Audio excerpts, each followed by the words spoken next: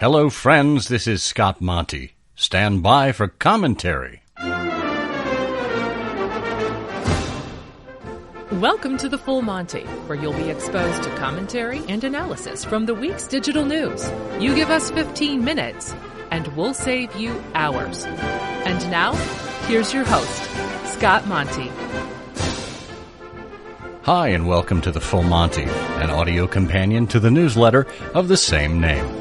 Each week, I pick one or two pressing issues and inject insight, opinion, maybe a little wit into this 15-minute show that's sure to give you a better sense of what's affecting the industry. Maybe you'll agree, maybe you won't, but I hope it makes you think. This week, when a technical glitch threatens to obliterate a clockwork-like tradition, something surprising happens. It's a wonderful community. As you probably know, each week I produce a newsletter called The Full Monty. Now, where have I heard that phrase before?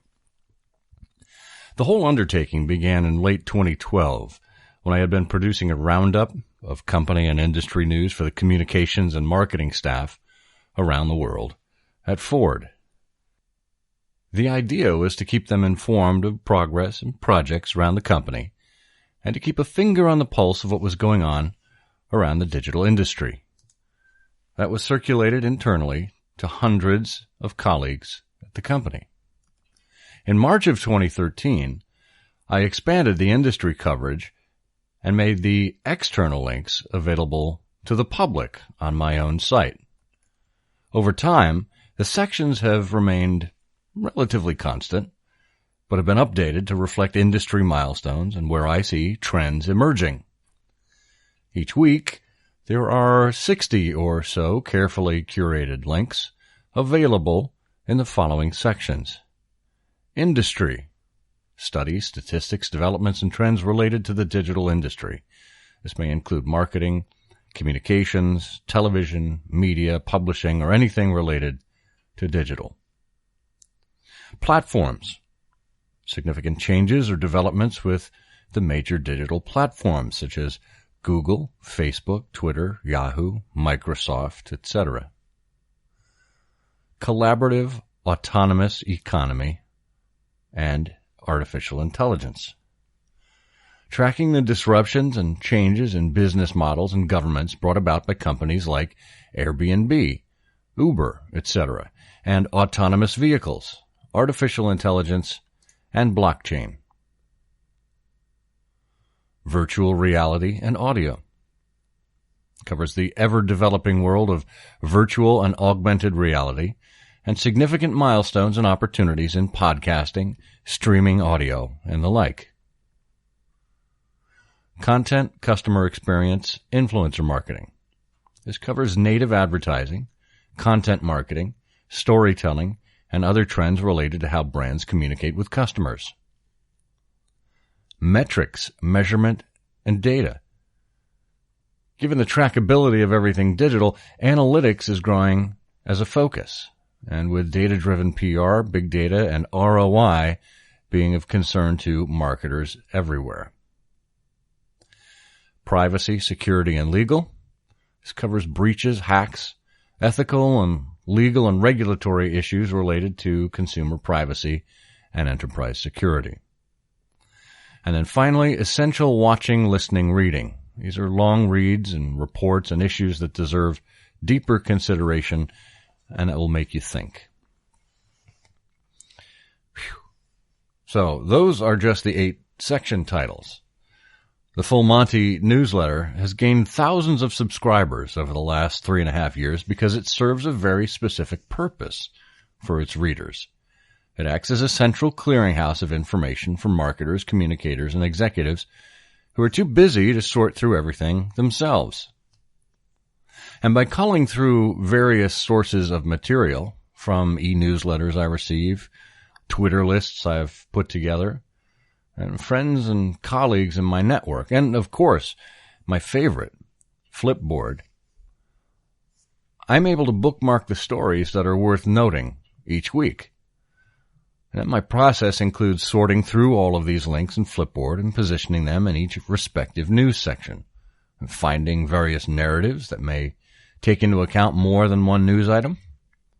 And it's more than simply stringing things together. It's like producing a story each week and being able to spot trends based on how they all fit together. Add to that my snarky or half-humorous asides, and the Full Monty has become something of a weekly constitutional, both for me and for my subscribers. Each Monday morning it hits inboxes, and various links are shared widely, and I generally get feedback from people who are reading it. So imagine when I was a bit delayed on the December 12th edition going out, thanks to a weekend filled with my kids' sports commitments and a good old-fashioned Michigan snowstorm, I was already a bit harried.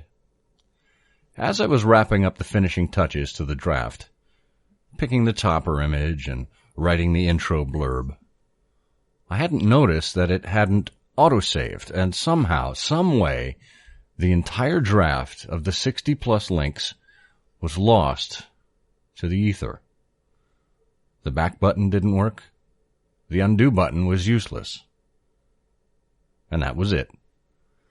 Suddenly, I found myself feeling as if I was standing in the middle of a vacant field on a dark winter night, alone, with the snow silently falling around me, slowly covering the ground. There was silence, whiteness, an absence of content. Strange, isn't it? Each man's life touches so many other lives.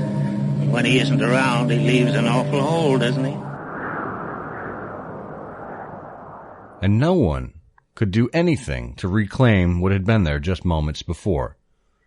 I felt like George Bailey in It's a Wonderful Life as he stood on the snowy bridge contemplating what use he had been to anyone.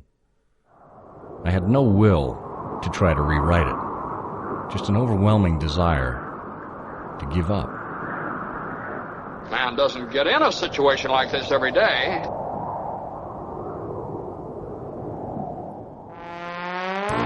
Get your trivia skills ready for the Naked Truth.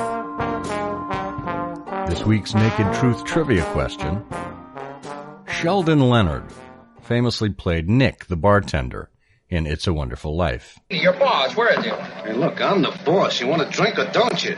What less visible role did Sheldon Leonard play at Warner Brothers? Answer later in the show.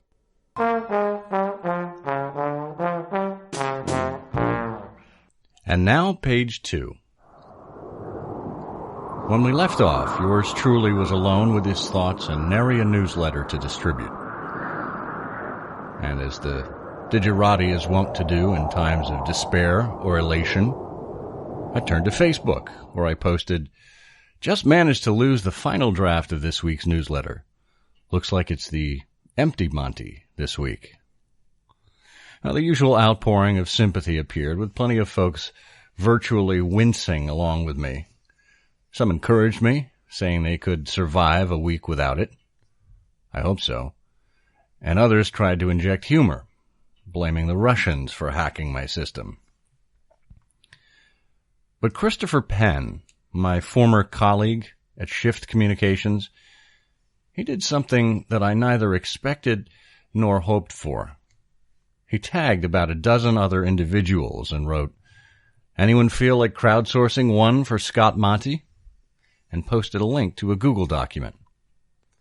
The link to Google led to a document titled The Full Monty Crowd Edition, where Chris had set up a template with all 8 sections of my newsletter.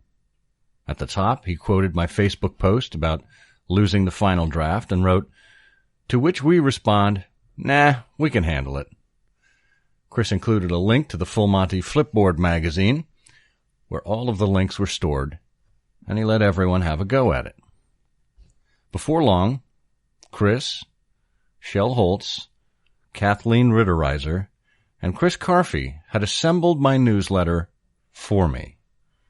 It was ready to drop into my email database. I guess there really are angels out there. Every time you hear a bell rings, it means that some angel's just got his wings. To say I was overwhelmed with the response doesn't even begin to touch it. Again, I felt like George Bailey, who at the end of the film was shown how kindness and generosity work both ways as the town rallied to help him keep the building and loan afloat on Christmas Eve. I thanked Chris profusely, both in public and in private, and he replied with a note that I'll not soon forget. You're most welcome. A sign of how valuable your content is when others step in to make it. In that final scene, as the Bailey house fills with friends, neighbors, and family members who show an outpouring of support, George picks up a copy of The Adventures of Tom Sawyer that has appeared atop the pile of cash and reads the inscription from Clarence, his guardian angel, who wrote, "To George, no man is a failure who has friends." The great lesson here is that if you put in work by connecting with your community, they'll be there to support you if you ever need propping up. Listening to your customers, interacting with detractors and fans, being a part of the offline and online community, and simply doing the right thing. All of those things build up karma. And while it's not certain that you'll ever find your business in a negative situation, or you need to cash in that karma, isn't it comforting to know that if you're involved in a crisis, rather than being set upon by an angry mob online with torches and pitchforks, you'll have an army of enthusiasts who will be able to advocate for you because of all of the times that you were helpful to them. This time of year is about giving rather than receiving, but it should be a lesson to all of us that we should be building strong ties in business with those who matter most to us, not just now, but all year long, and not for what we might receive down the line, but simply because it's what good people do. The poem this week is a lyric from the old folk song which inspired Robert Burns to write his more famous version in 1788. Should old acquaintance be forgot and never thought upon, the flames of love extinguished and fully past and gone, is thy sweet heart now grown so cold, that loving breast of thine, that thou canst never once reflect an old lang syne?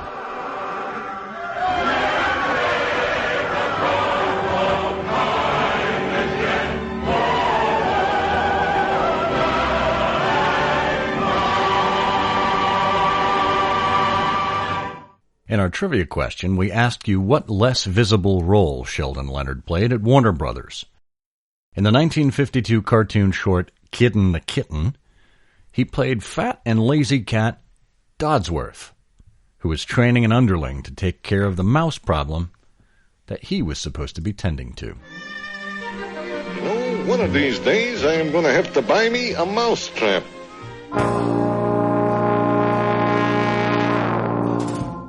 If you have an editorial you'd like us to read on the show, please get in touch with us at fullmontyshow@scottmonty.com. And if you've enjoyed this series, please consider becoming a patron and show your support at patreon.com/scottmonty.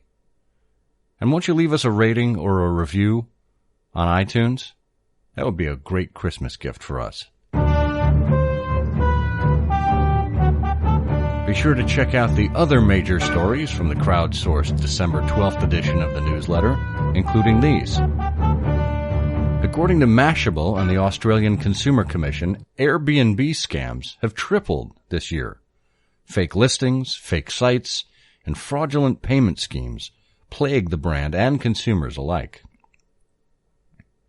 With Oculus, Vive, Daydream, and so many others beating the drum, 2016 was supposed to be the year of virtual reality. But it was augmented reality that got the headlines. And the rise of fake news gives brands a shiver, and well it should. Where brands' ads appear to have significant unintended impact, marketers need to pay attention. Build rules into your ad platforms to ensure they're appearing where you want them to. Well, that's all for this week. With any luck, your brain is a bit bigger now. Thank you for making me a part of your week and for being exposed to the full Monty. Until next time, I'm Scott Monty, and I'll see you on the internet. Thanks for listening. Be sure to subscribe to the Full Monty newsletter and this program at fullmontyshow.com.